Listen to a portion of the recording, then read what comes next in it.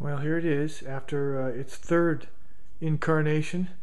Started off as the California Cutie and went for a couple of hard spiral dives into the ground where it was completely destroyed. Not once, not twice, but three times this thing's been put back together again.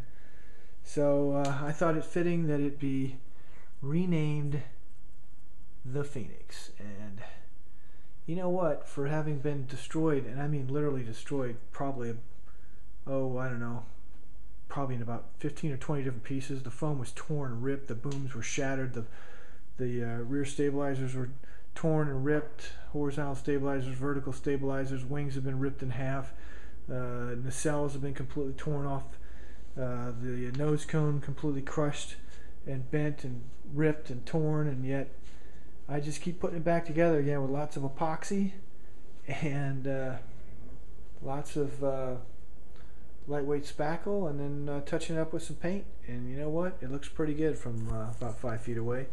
It's got some more damage, as you can see when you get in closer. There's the wing that's been completely torn apart. That's been patched with foam. One of these days I'll come back in there and fix that. You can see the nacelles are pretty torn up. I don't know underneath if that's easy enough to see or not.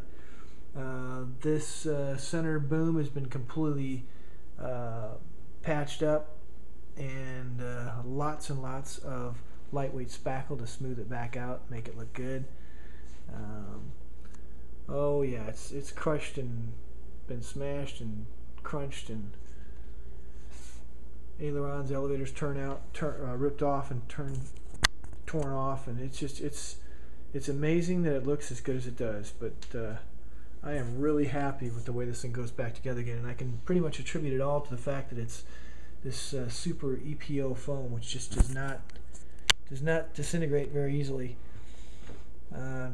Canopy's kind of messed up, so you probably can't see in here very well, but I even put in a little dash panel, instrument panel that I cut out from the internet off of a P38, so that's got a real dash panel in it now. Had to get in there anyway and put my Pilot back because he had been torn off and it was bouncing around in there just loose. And then I added a little bit more weathering off the super turbochargers, and so it looks pretty good, but it's definitely a warbird.